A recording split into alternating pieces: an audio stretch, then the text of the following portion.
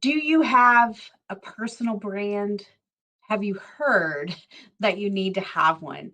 I find branding to be a really interesting concept that sometimes, I'll be honest, I struggle with. In the business that I have, it's very important that I have a brand related to my business, and that brand is very much a big part of who I am because I am the business.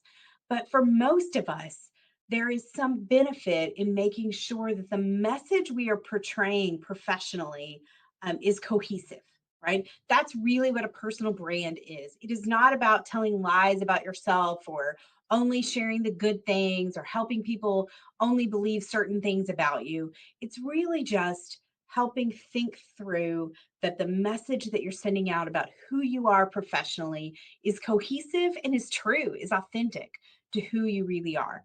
Um, I find strengths to be very valuable in helping people do that. So I wanted to tell you about a client today who was struggling with this. She has a business where she works with a lot of other business owners.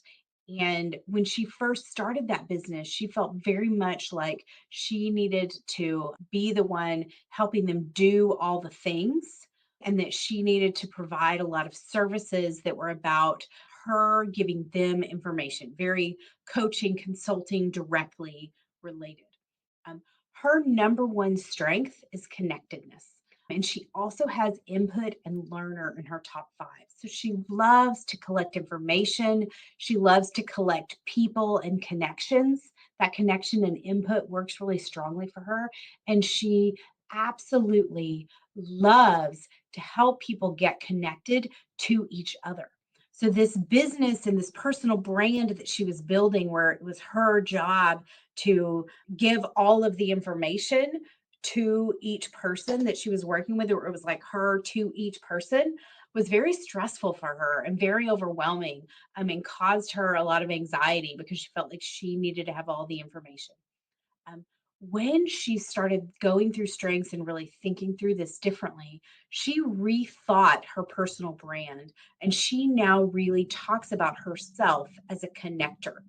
So instead of being the one who has a lot of knowledge to give to each person that she works with, she's really positioned herself and even her business as she is a collector who connects other people. So it's much more web based, like everything is webbed, all the people together. So she is finding when she meets somebody new and they come into her sphere of influence, she gets to know them really well. And her input and her connectedness are collecting all this information about them, about who they are and what they like.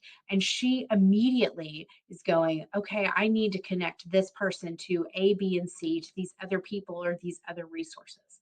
So instead of her personal brand being about her being very knowledgeable and very astute and having a lot of information to convey, she now really positions herself as someone who is really good at helping people get connected to each other. And that's what she does in her business and in her life. She does it naturally. And now she's found a way to build a business around that. And she is both more successful, having way more fun, and a lot better at what she does because she's doing the things that she has this natural talent and this natural ability around. So when you're thinking about branding yourself or putting yourself out there, either in a career or in a job, really think about what message are you sending and what do your strengths have to say about that? Can your strengths help you really think about your personal brand in a way that's really authentic and really energizing for you, um, rather than you trying to brand yourself in the way that you think other people expect you to? So take a look at your strengths. Tell me, how do your strengths play out in your personal brand? I would love to know.